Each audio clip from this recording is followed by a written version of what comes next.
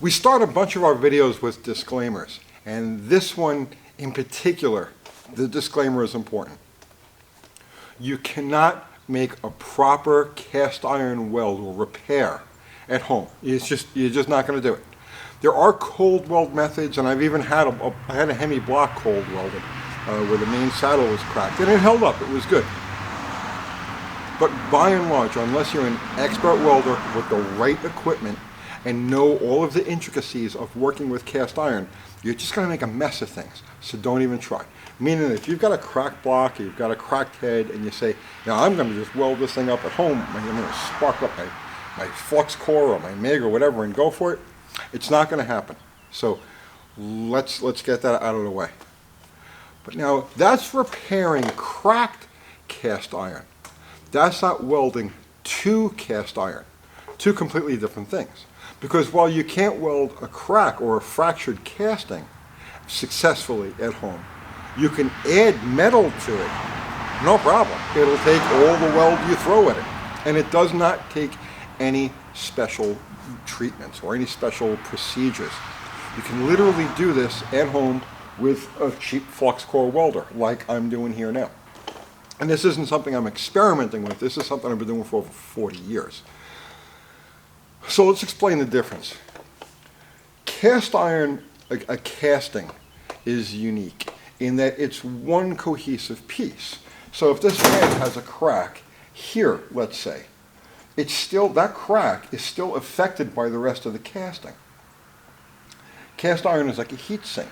So if you try to weld to this crack over here, the area around the weld is going to get hot, but the area around the outside of it is going to be a different temperature.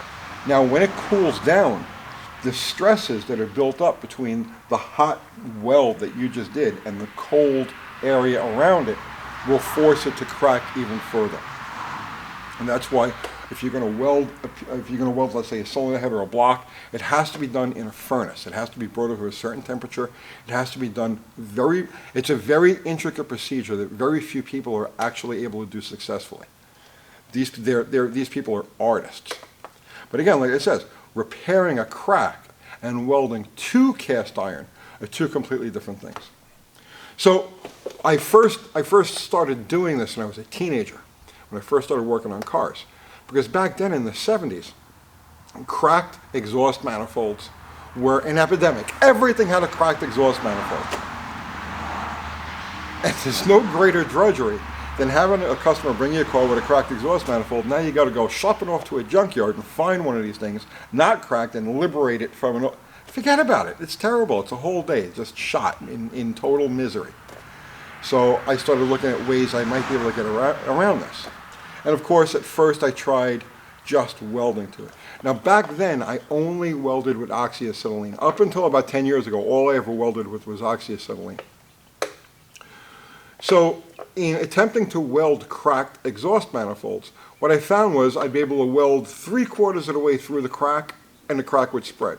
Or if I was successful and I got the whole area heated well enough, I would be able to complete the weld, but then as it was cooling, you'd hear crack, gone. But then I discovered something. One of these manifolds that I was welding on cracked, but when it cracked in half.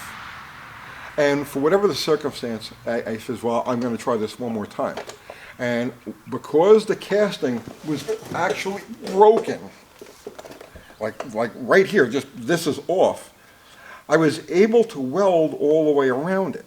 I bolted it to a cylinder head, and I welded all the way around it, or as far as I could get around it with it still bolted to the cylinder head, just as a jig. That weld held.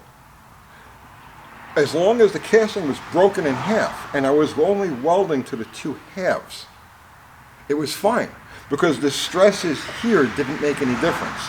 The casting was isolated from the weld itself. And I had a method. If you guys are into oxyacetylene welding and you want to weld on cast iron, when you get it hot enough that and cast iron is weird, and when it starts to turn that color, because it doesn't get shiny, but it doesn't have that same appearance that when you gas welding steel does. But you'll be able to take your filler rod and actually swirl it into the cast iron, into the casting, and that's how you get a weld down to a piece of cast iron. But anyway, like I said, as long as it was broken in half and the stresses were separate from the rest of the casting, I was able to weld them successfully. And actually, I had like a good side gig back then, because all of my friends at mechanics and shops and everything, whenever they had a broken exhaust manifold, they'd bring it to me and I'd weld it up. And 95% of the time, the weld was successful. So, that brings us to where we are right now. We did that video last week, a couple of days ago, talking about combustion chambers and how I was going to fill the combustion chambers. A set of heads that I'm working on over there. And while I was at it, I was using this head as just to illustrate. We were talking about camshaft overlap and combustion chamber shape. And I was using this head to illustrate. So this head came to me from Kiwi. And we also did a video on this, where the head had been over-ported, where instead of gasket matching, they went beyond gasket matching and actually went past the perimeter of the gasket, the sealing surface of the gasket. So I decided to try to save these heads. And that's not even out of trying to save them, I actually did save them. Here, come here.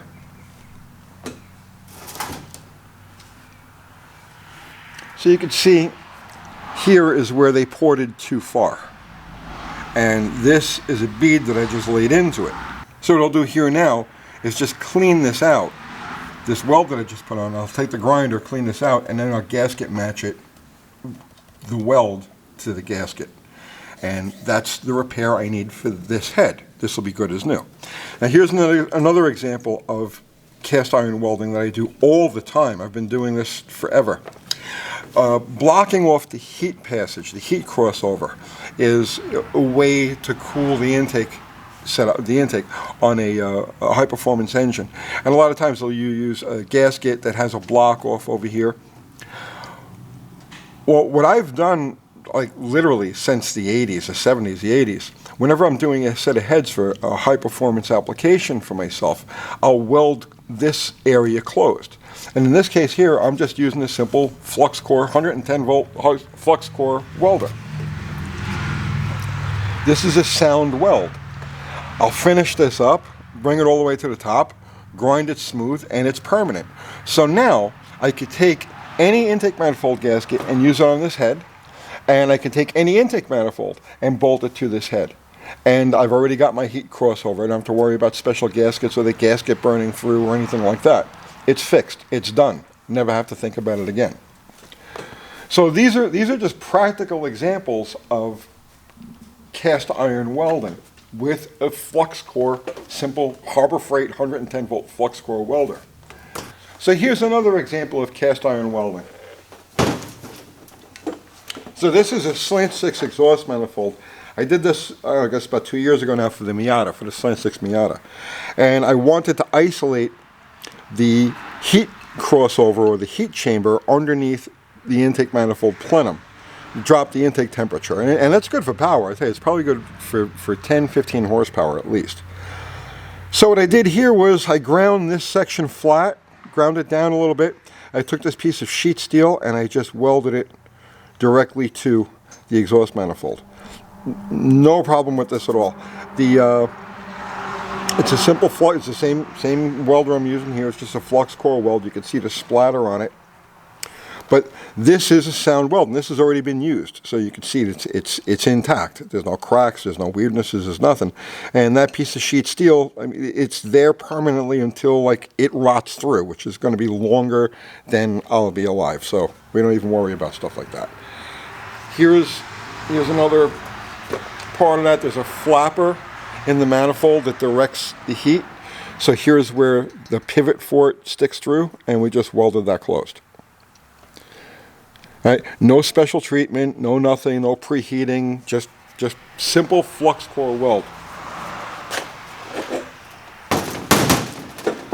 You run into situations, a lot of times you'll have like an ear busted off a block. Like for instance, my Slant over there in Plan Z had one of the ears broken off the block where it bolts to the transmission. Now, if you try to weld the ear on, you're likely to make a mess of things. Instead, just build up enough weld that you're creating another ear and then drill it through. That's a very common problem with these older castings. So get motor mount ears broken off or transmission mount ears broken off. You can build that you can build up that broken section with weld and then just grind it to shape, drill it through, and you're as good as new. It will hold. You won't have any problems. The key to all of this is experimentation. As long as you're just adding metal to the casting, you really won't have any problem. Obviously, depending on the type of welder that you're using, the type of wire that you're using, the type of technique, or gas welding it, you have to experiment. It's not, like I said, I've been doing this for like over 40 years, so it's kind of just instinctual what I can get away with and what I can't get away with. But it's just part of building that skill set as a mechanic. You know, sometimes you just need to fix or add or modify a piece of cast iron, and this is an effective way to do it. So I'm going to finish up welding this closed. I'll finish doing these. I'll have to take the heads apart because there's going to be all kinds of BBs in there, you know, the splatter from the flux core. But it's not a big deal. We're going to save these heads. This is also a way, let's just say you want to recontour the head. In this case, I want to maintain a regular stock intake manifold. But if I was open to modifying the manifold, I could raise the port by filling the floor and then opening it up here, right up into the oil section, into the top surface of the head, and just fill that all in with weld and close it up. And now I can raise the intake manifold as far as I have to. Same thing on the exhaust side. This is in there permanently. Think of it as steel epoxy. Instead of using an epoxy, you're using steel. Which is what most people would use on an intake port like this. They would use an epoxy, but I just feel that it's more permanent this way, and I never have to think about it breaking loose. And this will definitely work inside of a combustion chamber. I've practiced with this in the past over the years. I had one head that I filled in the combustion chamber with welding rod. Oxyacetylene welded it. A welding rod? No, I used coat hangers. I filled in a combustion chamber with weld and coat hangers, had it machined, and put the head in service, and it never gave the slightest bit of problem or indication that it had been welded. So, like I said, I'm not saying I'm not saying you're not going to run into problems doing this. So don't take like this super rare, valuable thing that is irreplaceable and just start throwing heat at it and try to melt metal into it. Take your time, practice, use common sense. But this absolutely can be done. It's done all the time. I've been doing it for over 40 years, and I'm telling you, you can do it. Just practice. So I hope you got something out of that, and I'll see you tomorrow.